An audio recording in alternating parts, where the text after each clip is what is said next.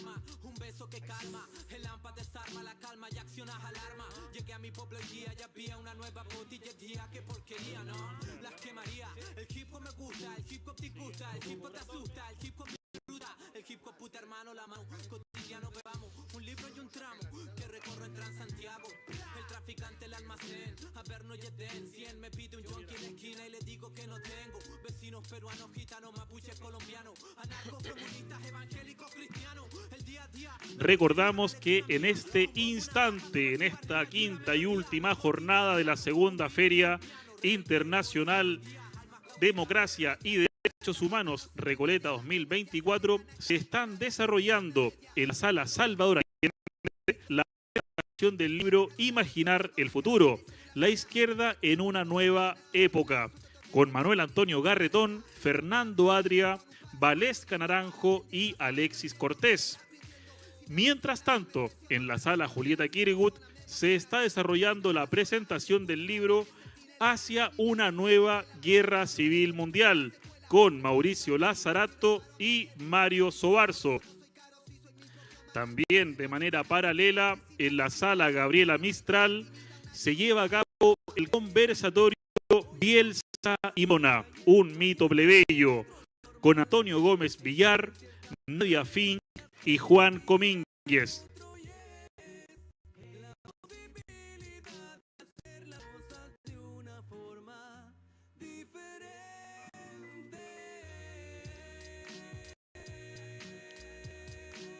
También, dado que nuestra Feria Internacional del Libro está pensada para las familias, para los niños, niñas e infancias, el Teatro Lambe Lambe se está realizando al costado de Recoletras. Reiteramos, la presentación de Teatro Lambe Lambe, que tiene el objetivo de dirigirse a las infancias, se está desarrollando al costado de Recoletras.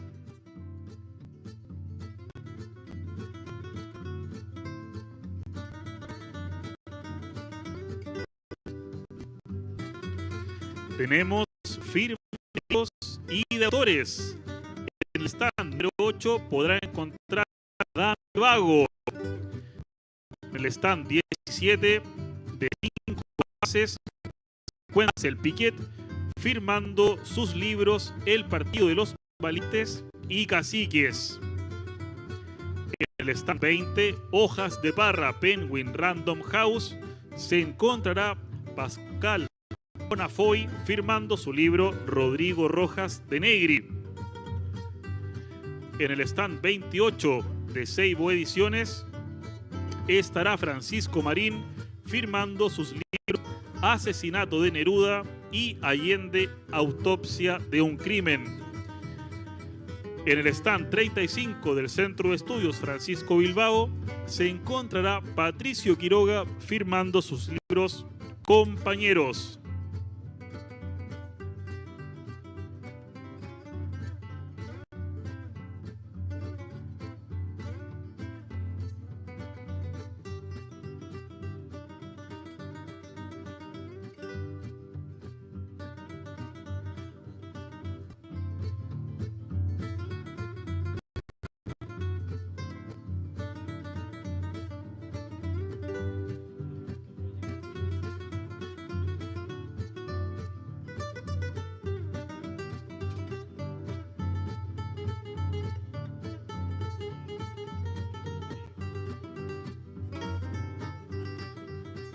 Y ya damos inicio a este conversatorio en nuestro escenario principal, Teresa Flores. El conversatorio titulado Inmobiliaria Popular, el derecho a la vivienda es posible. Participan de esta actividad Fares Jadwe, alcalde suplente de Recoleta, Sandra Leighton, dirigente vecinal del edificio Justicia Social 1, Cristóbal Feller, director de investigación de la Universidad Abierta de Recoleta, y modera esta instancia Evelyn Valenzuela, jefa de la Unidad de Vivienda de Recoleta. Bienvenidos y bienvenidas. Fuerte el aplauso. Muy buenas tardes a todas y todos. Bien, nos acaban de presentar, efectivamente, yo soy Evelyn Valenzuela, hoy día ya no jefa del Departamento Unidad de Vivienda de la Municipalidad de Recoleta, sino que directora de la Dirección de Vivienda. Ahí después vamos a ir comentando respecto de los avances y ciertas cuestiones que la Municipalidad de Recoleta ha querido poner en valor respecto de la gestión en vivienda. Hoy nos encontramos aquí para poder comentar acerca de un estudio que es una evaluación al programa de la inmobiliaria popular que surge de una idea del alcalde Daniel Jadue que tiene que ver con traer a Chile y poner en práctica de manera local iniciativas de arriendo protegido, para nosotros el arriendo a precio justo. Fue una iniciativa que se persiguió durante largos años y que por primera vez logra concretarse con un llamado del gobierno en el año 2017, en el segundo periodo de la presidenta Bachelet, donde la Municipalidad de Recoleta presenta un proyecto que es piloto en esta iniciativa, que es pionero. Y entonces, luego de todo el camino recorrido y también a través de la Universidad Abierta, que es otra iniciativa que tiene en particular este municipio, se decidió entonces realizar este estudio que comenzó en noviembre del año 2021, termina ahora en junio del 2024, y entonces hoy día tenemos la hermosa oportunidad de poder conocer entonces la evaluación de este estudio. Para eso le voy a dar la palabra a Cristóbal Ferrer, uno de los autores de este libro y, bueno, de la Universidad Abierta, por supuesto. Muchas gracias. Muchas gracias, Evelyn. Bueno, para mí en lo personal primero es un orgullo poder estar acá con ustedes presentando los resultados de este estudio.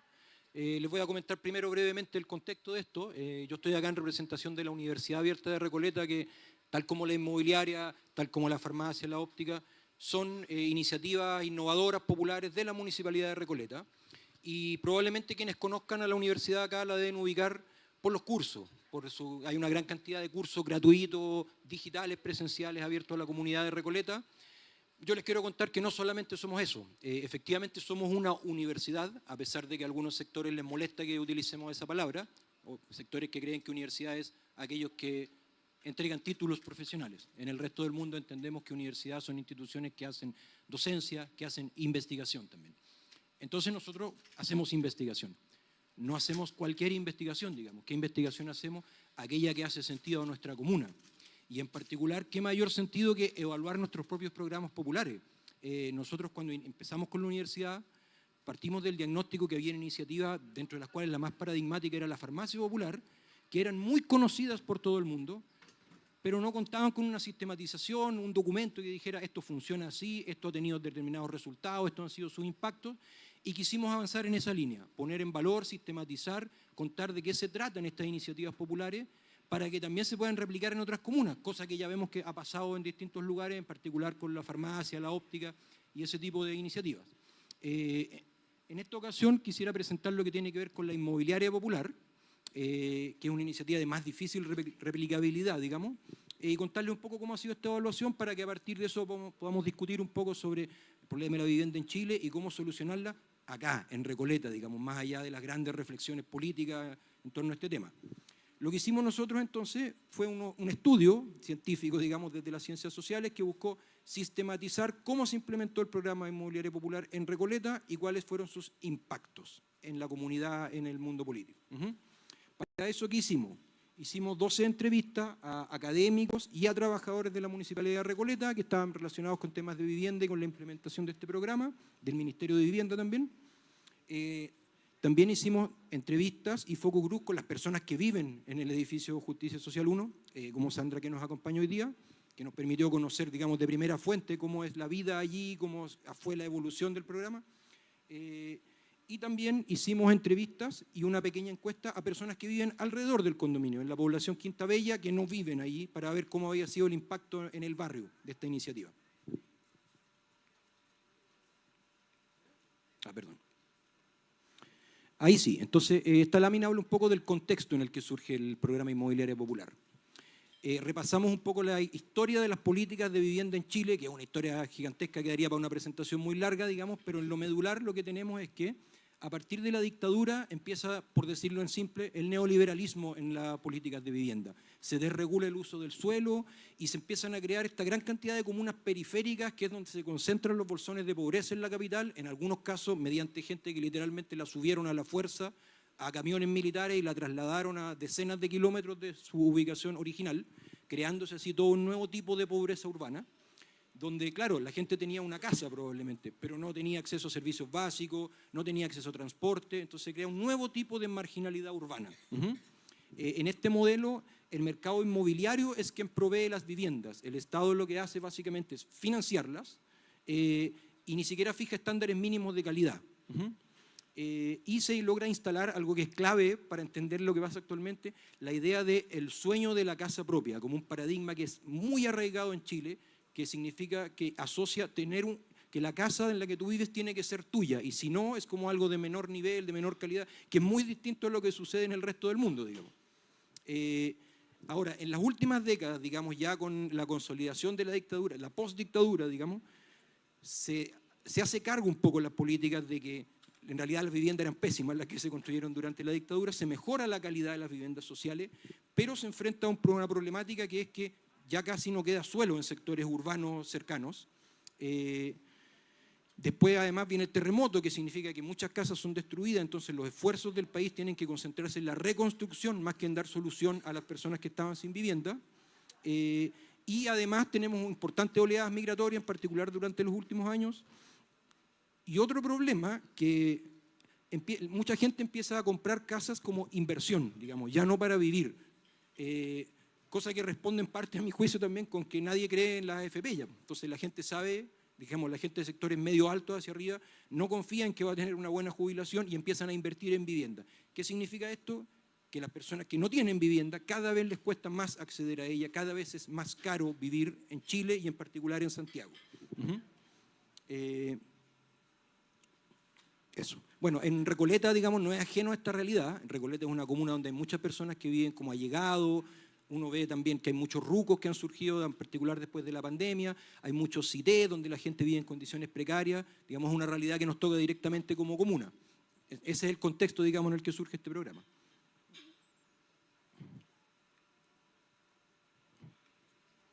No avanza. Ahí sí. Entonces, bueno, ¿qué es la inmobiliaria popular, digamos? Que es un concepto que a todos nos suena, pero vamos a tratar de concretar de qué se trata. En el año 2020 se inauguró el edificio Justicia Social 1, que se ve, de hecho, desde acá, desde la calle, está muy cercano acá, en el sector Quinta Bella, que nace aquí en Recoleta y se prolonga hacia allá, digamos, hacia el norte. Su particularidad es que es el primer conjunto de viviendas sociales en arriendo a precio justo de Chile. Esta es la principal innovación que se instala acá. Esta fue una iniciativa que impulsó directamente la Municipalidad de Recoleta para enfrentar el problema habitacional en la comuna del cual hablamos anteriormente. En ese mapa se ve, digamos, la ubicación del edificio, como ustedes pueden ver, como les planteé, hasta aquí al frente, y eso significa que está muy cercano a la municipalidad, a servicios básicos, centro de rehabilitación popular, óptica, farmacia, y en ese sentido rompe totalmente con el paradigma de lo que entendíamos como vivienda social, que es algo periférico, digamos, como vamos a sacar a los pobres de la ciudad porque aquí el terreno es muy caro, entonces acá hagamos edificios para inversión. Acá hay un plano, además, de cómo es un departamento del edificio Justicia Social 1. Como ustedes pueden ver, son 2 bloques de 5 pisos que tienen 38 departamentos de 57 metros cuadrados cada uno, con 3 dormitorios, baños, estar, logia, balcón, bodega, jardines, juegos, salas multiuso, conserjería, etcétera, una serie de servicios que en el fondo lo ponen en un estándar muy superior a lo que entendemos como vivienda social en Chile tradicionalmente. Ahora, ¿qué significa que estas viviendas sean en arriendo a precio justo? Significa que cada hogar, cada persona, o sea, cada familia que reside en este edificio paga como máximo un 25% de su ingreso familiar. Esto significa que pagan más o menos entre 50.000 a 150.000 pesos. Me disculpo de antemano si estas cifras pueden estar un poco desactualizadas, ustedes entenderán que han cambiado desde que planteamos el estudio, pero digamos, aún así están demasiado lejos de los precios de mercado actuales. Y con esto que pagan las personas, ¿qué es lo que hace el municipio? Le permite financiar los servicios básicos y el mantenimiento del edificio. El municipio, por su parte, como se trata de una dependencia municipal, el municipio absorbe otros costos del edificio, por ejemplo, el aseo, la jardinería, internet, seguro, y esta es una economía que permite, digamos, al estar en el municipio se puede hacer esto, al tratarse de un recinto público. ¿Quiénes son las personas que viven en este edificio?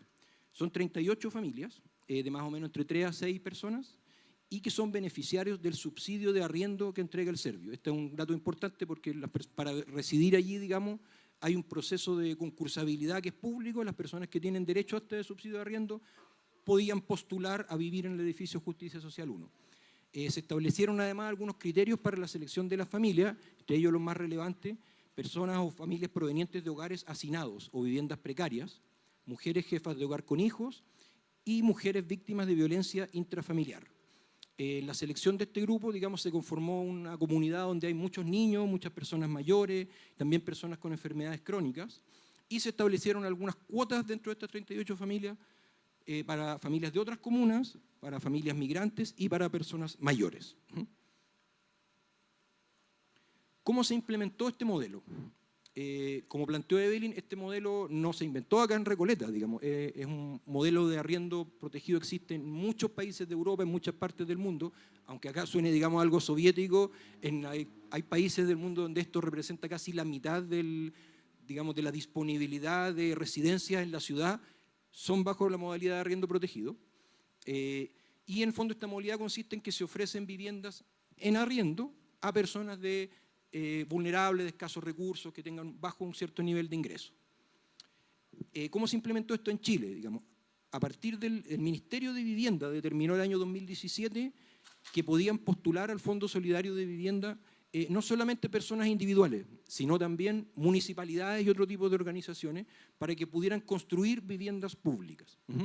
Se hizo un llamado especial al cual postuló la Municipalidad de Recoleta y otras también, pero la única, digamos, que lo ha logrado llevar adelante exitosamente es la Municipalidad de Recoleta a través de su Departamento de Vivienda, y este proyecto fue adjudicado el año 2018, se licitó la construcción del proyecto, como se hace con cualquier obra que ejecuta el municipio, comenzó la construcción, y en paralelo se creó la Corporación Innova Recoleta, que es una corporación municipal que está vinculada al municipio, pero tiene cierta autonomía respecto de él para facilitar la gestión del proyecto.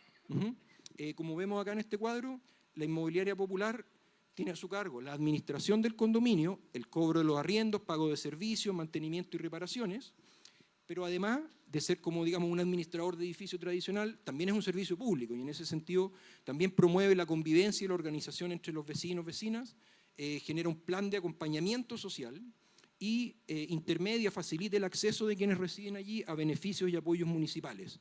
Y también acompañan a la familia para postular una vivienda definitiva, en el entendido de que este es un modelo que se presenta, al menos por ahora, como algo transitorio. Entonces, las personas que llegan a vivir a este edificio, además empiezan de inmediato su proceso de postulación a una vivienda definitiva. ¿Cómo se financió el proyecto? En un 85%, como les planteaba, a través de este préstamo, o sea, este subsidio del MIMBU, que se entrega como préstamo y que ese subsidio posteriormente, en vez de llegarle directamente a las personas que son beneficiarias, se le va devolviendo al ministerio, de tal manera que el ministerio después pueda financiar otros proyectos similares. Además, la municipalidad puso un 15% de la construcción del edificio para hacer mejoras al proyecto. Y esto también es importante porque en esta lógica de generar viviendas de mayor estándar, por ejemplo, el municipio financió cosas como termopaneles y otras terminaciones que hacen que la calidad de vida dentro del edificio sea mejor que la que hay en las viviendas sociales como las entendemos habitualmente. Hasta ahora, digamos, les he contado en qué consiste. Parte importante del estudio también tiene que ver con, bueno, pero en la realidad, ¿cómo funcionó esto? Entonces, ¿cómo ha funcionado de acuerdo a lo que nosotros hemos logrado investigar a lo largo de este estudio? Primero, existen ciertos aspectos que son muy destacados en lo que tiene que ver con infraestructura y equipamiento. Lo más destacado es la calidad y el espacio que hay al interior de estos departamentos. Además, su conectividad con servicios públicos y transporte, por acá, por la misma calle Recoleta. Además, el edificio cuenta con espacio para niños, tiene un conserje en todo momento, hay seguridad, cuenta con espacios recreativos y tiene jardines a los cuales se realiza mantención de manera regular a cargo del municipio, como planteé. Igualmente existen ciertos aspectos a mejorar que nos plantean las vecinas, los vecinos, como la ventilación, aislamiento de los departamentos, hay ciertos problemas con filtraciones y humedad, y se reportan también problemas de deterioro en piso y cañería. Cabe consignar que en general estos problemas han sido resueltos oportunamente por la corporación cuando se han presentado. Más allá de la infraestructura, dentro del programa mismo también hubo un proceso de selección. Y este proceso de selección, importante destacar, al principio fue un punto como dentro de esta lógica de atacar todos los proyectos populares, se inventaron cosas como que el edificio iba a ser solamente para extranjeros, el edificio de los haitianos, de los no sé qué, después que era solamente para amigos del alcalde. La verdad es que lo que relatan las personas que participaron acá es que, primero, que el proceso de selección fue exitoso porque se seleccionaron 38 familias que requerían estar ahí, que tenían los merecimientos, tenían la vulnerabilidad social que les hacía importante para ellos acceder a la vivienda. Segundo, que el proceso de convocatoria se considerado simple y transparente. Y se destaca además mucho las personas que viven allí, que el municipio en todo momento los ayudó, los acompañó con la postulación, les entregó información clara y hubo un buen trato, que es muy importante a veces porque la gente, en general la gente de mayor vulnerabilidad social que postula siente a veces como un cierto abandono del Estado cuando postulan, como que algo súper poco personalizado, medio hostil, y en este caso no pasó así. Sí hay algunos aspectos a mejorar, como que no todos los postulantes declaran que conocían previamente los criterios de selección, entonces como que se enteraron después cuando los seleccionaron cuáles eran. Y también, y esto hay que entenderlo en un contexto, digamos, de inicio de la pandemia, como que hubo poca información de cuándo les iban a entregar los departamentos, una cierta incertidumbre al respecto. Por último, en lo que tiene que ver con la gestión del programa, un aspecto súper destacado y que es importante tenerlo en cuenta si es otras personas que quisieran implementar, o otros municipios que quieran implementar algo similar, ha sido muy relevante la figura de una corporación municipal. Porque, por un lado, mantiene un pie en lo público, lo que permite cosas como lo que yo planteaba, que el municipio se haga cargo de proveer algunos servicios, vincularse con la red de asistencia social del municipio, pero también al ser una corporación le da autonomía. O sea, un programa municipal, por ejemplo, que administrara esto, se rompe una ventana y tienen que salir a licitar, digamos, para reparar una ventana.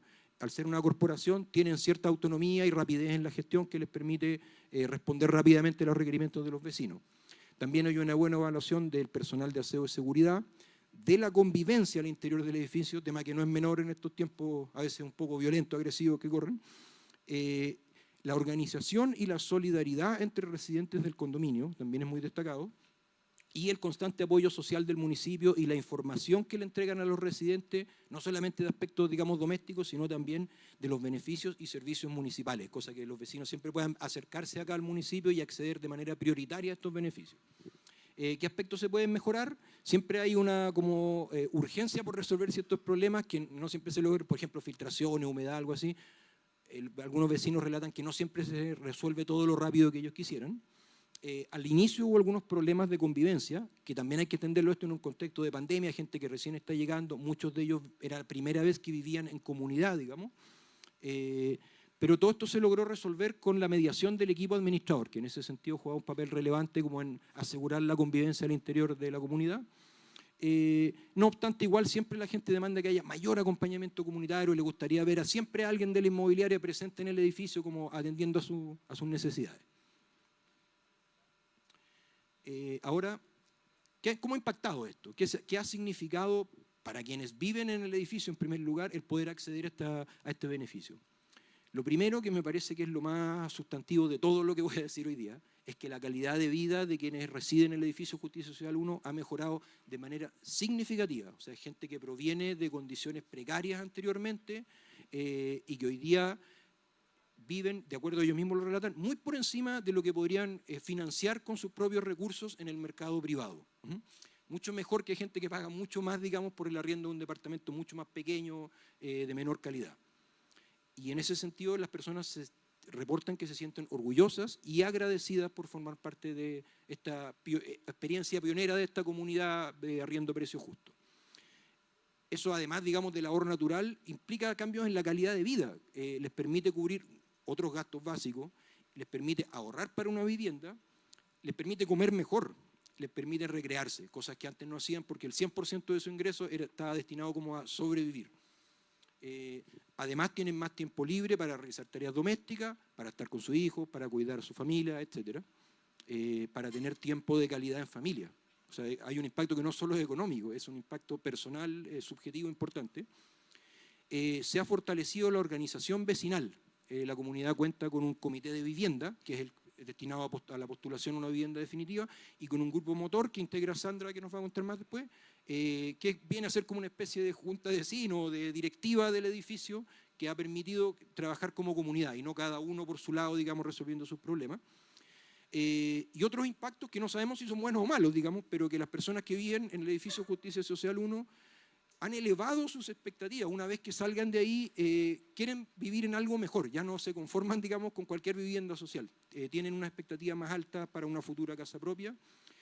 Y además ha empezado sutilmente a instalar la idea de que se puede vivir a largo plazo bajo la modalidad de arriendo protegido, diluyendo un poco esta lógica única de la casa propia.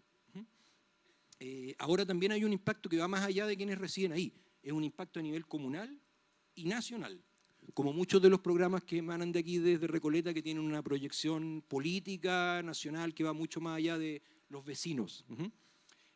Primero, en el barrio mismo, digamos, el edificio se construyó literalmente sobre un sitio eriazo que estaba ahí, que era considerado peligroso en la noche, la gente no quería andar por ahí, y en ese sentido, al poner un edificio que además es bonito, es de colores, digamos, tiene cierta línea arquitectónica, mejoró el aspecto del barrio y la seguridad, al menos en las cuadras, digamos, más cercanas al edificio.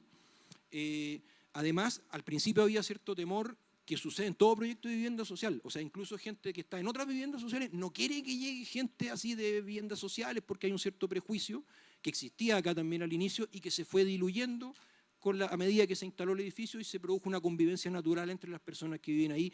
Y tampoco es que sean todos amigos, digamos, pero no ha habido conflicto, ha habido una buena recepción y se diluyó esa idea, ese prejuicio que existe naturalmente. En tercer lugar, hay una proyección comunal que es evidente. Este proyecto ya se está replicando en Recoleta. Existe un segundo proyecto que se está avanzando y se proyecta al menos 4. Ahí Fare nos va a contar más. Pero este es un proyecto que ya se está empezando a replicar en la comuna, asumiendo estos beneficios que tiene y el buen éxito que ha tenido. Y por último, a nivel ya más nacional, esto metió la primera cuña, digamos, en la idea de arriendo a precio justo en la discusión pública, a tal punto que el plan de emergencia habitacional que se anunció hace poco, el que anunció el Ministerio de Vivienda, una de las iniciativas de este nuevo gobierno, ya incorpora algunas medidas de vivienda en arriendo, digamos. O sea, ya no solo la vivienda social, la política habitacional de Chile, ya no solo es transferir dinero a privados para que construyan casas y después las entreguen en propiedad a familias que se van a quedar con ellas. Digamos, innovó en ese sentido, hay un impacto político evidente. ¿Se puede repetir este modelo en otras comunas? Se puede. Todas las personas que nosotros consultamos en el marco de este estudio coinciden en que este es un proyecto que se puede y se debe repetir en otros lugares de Chile porque es una buena alternativa. Recalco acá que todas las personas que consultamos no son todos de Recoleta ni nada, consultamos académicos, otras personas ajenas, digamos, a la municipalidad, y a todos les parecía que era una excelente idea que se debía replicar, pero no es llegar y replicarlo, digamos, hay que tener ciertas consideraciones. Por ejemplo, indispensable que haya voluntad política, digamos, esto no va a aparecer por sí solo, y en ese sentido el alcalde Daniel Jadue es un ejemplo de cómo la voluntad política permite implementar cosas transformadoras más allá de los recursos, más allá de las limitaciones legales, administrativas, pero una voluntad política que en este caso no puede ser solo municipal, requiere una contraparte de nivel nacional que aparentemente ahora existe, desde el Ministerio de Vivienda del Gobierno Central. Lo segundo es que parece muy recomendable, por lo que comentaba anteriormente, que la gestión de este tipo de iniciativas recaiga en los gobiernos locales.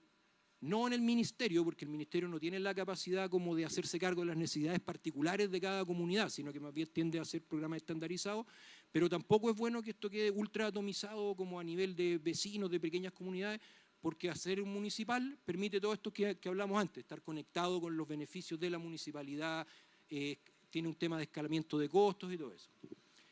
En tercer lugar, y lo que es clave para todo proyecto habitacional en Chile, es dónde. dónde construir.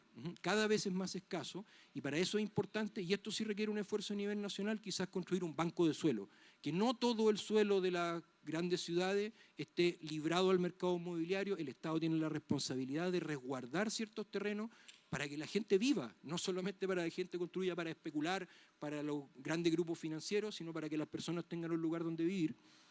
Es importante que estos proyectos no estén en la periferia, digamos. La gente puede estar dispuesta a trasladarse a cualquier comuna para adquirir una vivienda propia, pero para arrendar la gente necesita una vivienda que esté bien ubicada, que tenga buena conectividad, que sea de buena calidad, y en ese sentido este modelo funciona mejor en sectores no periféricos, sino más cercanos a servicios. Y el diseño, por lo mismo, también tiene que ser de mejor estándar, como lo ha sido acá en Recoleta. La gente estaría dispuesta nuevamente a adquirir una vivienda propia que no esté terminada, la cual le pueda meter plata en el futuro y mejorarla, pero si uno llega a arrendar, tiene que tener una vivienda que ya satisfaga todas mis necesidades desde el primer momento. También es importante que la comunidad participe en el desarrollo de los proyectos, no solo que ya aquí está tu vivienda, está entregada, nosotros creemos que es así. A futuro es importante que las personas se involucren, que puedan dar su opinión, que los diseños se adecúen a las necesidades de distintos territorios. Probablemente vecinos de Recoleta no van a tener las mismas demandas que si un proyecto se instala en una comunidad en otra parte de Chile o en ciudades más pequeñas, qué sé yo. Es importante además, si estos programas van a seguir siendo temporales, que vayan acompañados de una organización que les permita acceder a la vivienda propia, no que se acaba el programa y las personas ahí tienen que ver qué hacer. Pero también al mismo tiempo es importante evaluar que no todas las personas quieren después trasladarse a una vivienda propia. Hay adultos mayores, hay personas para las cuales no tiene sentido estar postulando una vivienda en el futuro, sino que más bien lo que quisieran es que alguien les dé la tranquilidad que van a poder vivir pagando un arriendo justo por lo que les queda de vida, digamos, y en ese sentido es importante flexibilizar el modelo, que es algo que ya se está haciendo. Y por último, que también es algo muy importante como para el futuro, esto no va a cambiar, no va a alcanzar una dimensión nacional si todos los chilenos seguimos pensando que en el sueño de la casa propia, en que la propiedad es la única manera de resolver nuestras necesidades, en el fondo que la vivienda es un bien, es una inversión y no un servicio público. Ese paradigma cultural es necesario cambiarlo y este tipo de proyectos permiten disputar esa lógica, no desde la palabra, sino desde la acción, digamos. La Municipalidad de Recoleta mostró que esto funciona y que se puede replicar en otras partes. Y en ese sentido hay un cambio cultural que es muy importante. Eso es todo lo del estudio. Si ustedes quieren conocer más, esto está publicado, el informe final completo, un póster con lo mismo que yo acabo de presentar en nuestra página web, que es uar.cl, en la parte de investigación, y ahí pueden descargar todo el material para conocer más del estudio. Muchas gracias a todos por su atención. Muchas gracias, Cristóbal. Bien, para continuar, también aquí nos acompaña Sandra Leighton. Ya Cristóbal nos había dicho que ella es parte del grupo motor a residente de Justicia Social 1, para que más allá de lo que nos puedan haber contado, alguien que tenga la experiencia de manera directa nos pueda entregar una opinión, un comentario al respecto de su experiencia. Vamos, Sandra. Gracias. Bueno, yo voy a hablar desde la vivencia propia y de mis vecinos, mía y de mis vecinas. Cuando llegamos a conocer el proyecto, se nos abrió una ventana y una puerta a la esperanza, a sentir que había una posibilidad de poder vivir de manera más digna, de poder validar en el fondo nuestra propia persona, nuestras familias, darle una mejora, una calidad de vida que no tenemos ninguno de los que vivimos actualmente. Vimos también, bueno, una vez que accionaron, la alegría, la esperanza y sentir también la responsabilidad de estar viviendo acá, aprender a conocernos. Fue complejo también porque llegamos en un contexto de pandemia donde también teníamos que estar encerrados en nuestras casas y eso no nos permitió conocernos mucho en el comienzo. Entonces, por ese motivo, la administración generó como una instancia de un proyecto de postulación a un FOSIS, donde se nos hizo acompañamiento donde hicimos grupos a conocernos virtualmente, por teléfono, y ahí generamos lazos entre los vecinos. Y pudimos, en el fondo, formar este grupo motor, formar el comité y conocernos, aprender a vivir en comunidad, que era difícil porque, como explicaban acá, no todos veníamos de otros arriendos o vivir en comunidades, en edificios, entonces era complejo. Y con eso logramos, y la administración en conjunto, logramos ir limando las asperezas entre vecinos y aprender a convivir, que eso es súper importante. También organizarnos, aprendimos a ser dirigentes, todavía estamos en eso, y a trabajar en conjunto, a aprovechar las garantías y los beneficios que nos da los servicios y los departamentos municipales acá y la gestión que se implementó aquí, que lamentablemente no es en todos lados. Entonces se agradece y se trabaja en conjunto para poder lograr lo que, como decían, el tema de la vivienda propia. Es importante porque por el tema de la seguridad, de sentir de que ya no vamos a estar dando bote en ningún lado, que vamos a tener algo donde podamos estar bien, podamos sentirnos seguros. Y eso es lo que nos ha dado acá el vivir en justicia social. Como les decía, el tema de la organización es fundamental para nosotros y por eso estamos trabajando en construir comunidad, pues estamos en eso. No sé qué más podría comentar. No sé qué más podría comentar, a lo mejor ustedes tienen algo que preguntar, no sé. ¿No? ¿El tiempo está bien? Sí, estamos ahí medio bien en el tiempo. Ya, sí. perfecto. Muchas gracias, Sandal. Hoy vamos a continuar con las palabras entonces. Ahora le vamos a dar la palabra a nuestro alcalde Fares Jadwe, para que quien también conoce y participa en esta municipalidad hace muchos años, nos entregue un mensaje también respecto de este proyecto. Alcalde. Bien, muy buenas tardes a todos y todas. Yo siento que Cristóbal aquí con el estudio abordó prácticamente todo lo que uno podría decir, pero hay tal vez una parte del anecdotario que es importante que también se conozca. Porque algunas de las cosas que pasan acá en Recoleta no son casualidad, ¿no? Efectivamente tienen que ver con voluntad política, pero para aquellos que saben quién conocen quién es Daniel Jadwe, saben que además de ser sociólogo, arquitecto, urbanista, viviendista, tuvo una larga trayectoria como profesor en Escuela de Arquitectura de la Chile, especialmente en el ramo de taller de quinto año. Decían que era bien pesado como profe, era bien exigente. Y él tenía un sueño, ¿no?, de cómo generar una iniciativa habitacional que fuera una respuesta a un déficit concreto que teníamos en Recoleta. Y la idea de esto del arriendo protegido y de justicia social 1 parte cuando se genera una iniciativa por compensación. Aquí me pueden corregir si me estoy...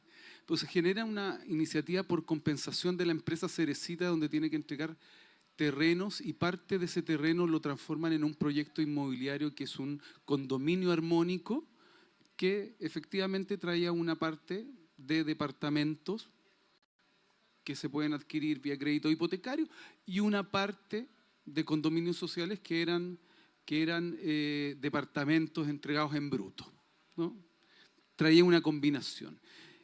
Y yo recuerdo que cuando fuimos a visitar ese proyecto, que fue justamente al principio Bachelet 2, más o menos, con la ministra Zabal, sí, con la ministra Zabal, Daniel se interesó en ese proyecto, pero le planteó algunas ideas a la ministra. Y de ahí se inicia una conversación, porque aquí se tuvo que modificar la política pública para avanzar en esto. Tuvo que haber una modificación desde vivienda, desde el Serviu, para que se generara una glosa. Pero además teníamos el problema del galpón, que era del Serviu, que estaba abandonado hace mucho tiempo, pero además en estas cosas medias raras, por una parte el paño era serbio, otra parte el paño era de aguas andinas hoy día, porque antes era de Hemos, ¿no? Y bueno, hubo que hacer una serie de conversaciones con las instituciones para efectivamente adquirir el terreno para construir justicia social, uno, que se llama justicia social casualmente porque la calle se llama justicia social.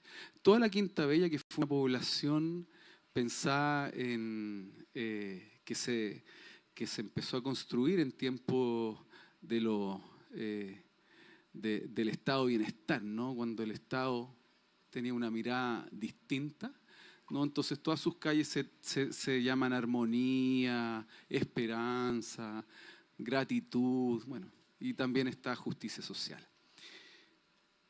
Y bueno, se concreta efectivamente esta idea mediante la modificación de una glosa que permitía efectivamente comprar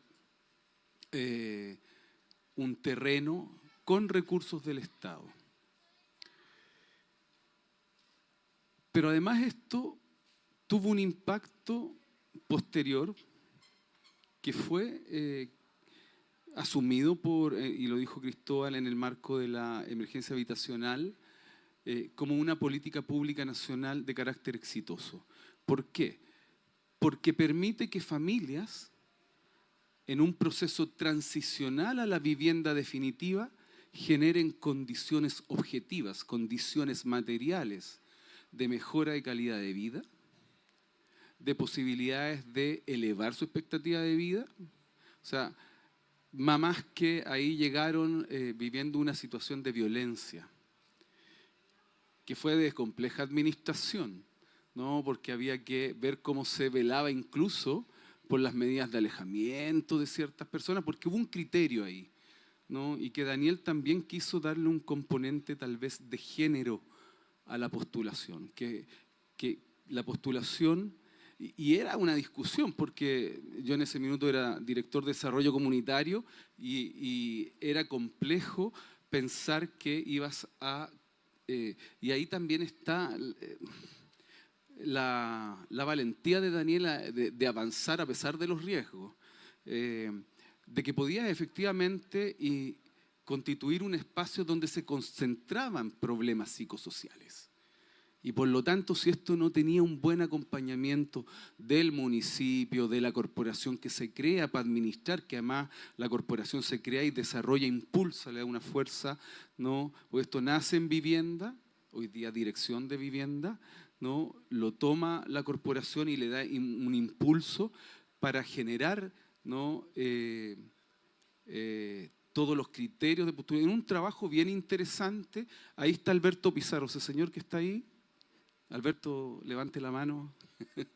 Él es el director de la corporación Innova Recoleta, que se hace cargo de administrar el edificio de justicia social.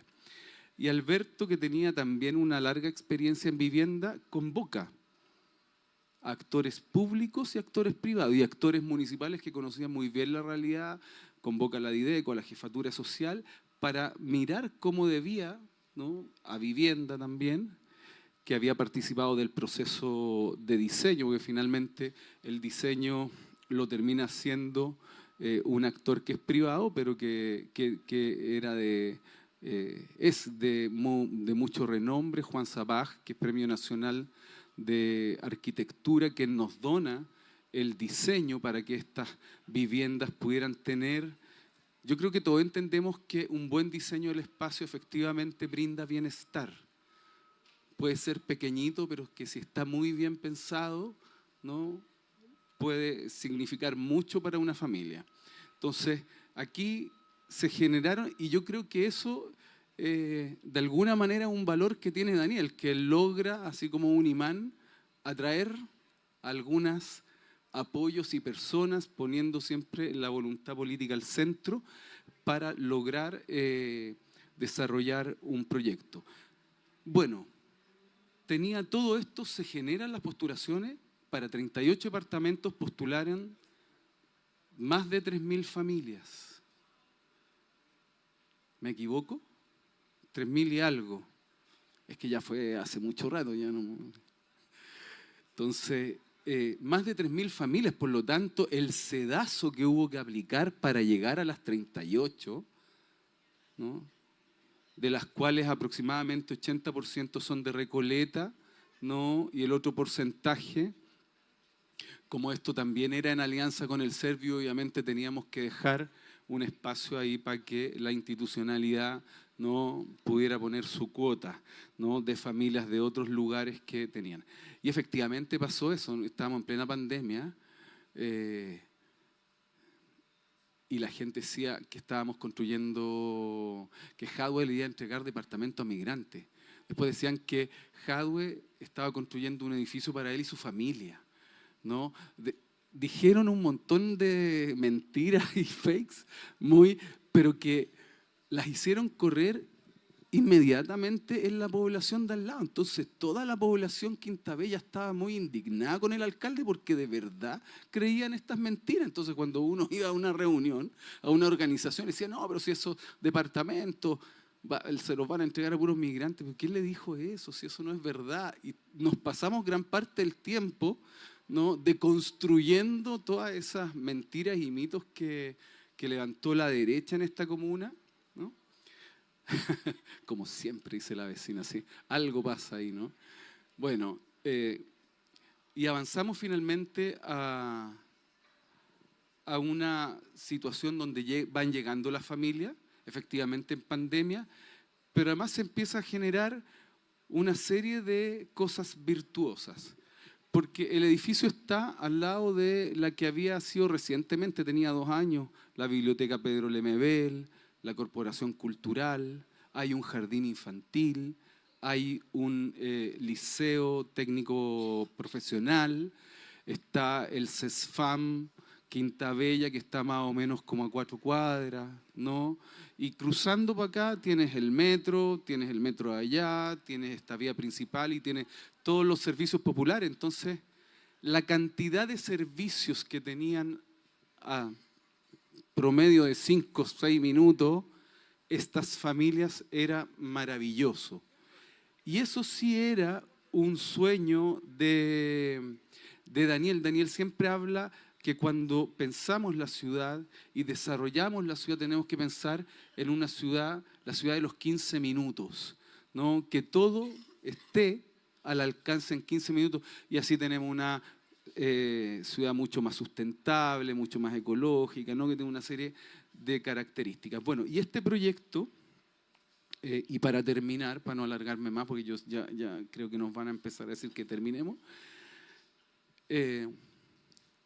tiene no 4 etapas, yo me equivoqué, las voy a nombrar.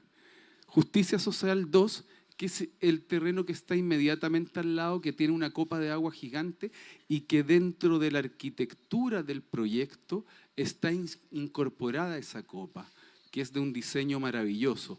Daniel pidió que ese diseño fuera en materialidades sustentables, en madera, industrializada y qué sé yo. La licitamos 2 veces, en Chile no se hacen esas cosas.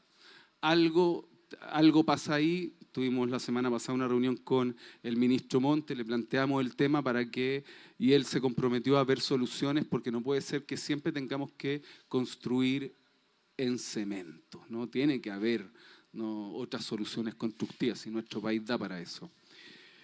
Está la esquina de Muñoz Gamero con Inocencia, que es un terreno público recuperado y que es donde va Justicia Social 3, pero con departamentos a una escala distinta.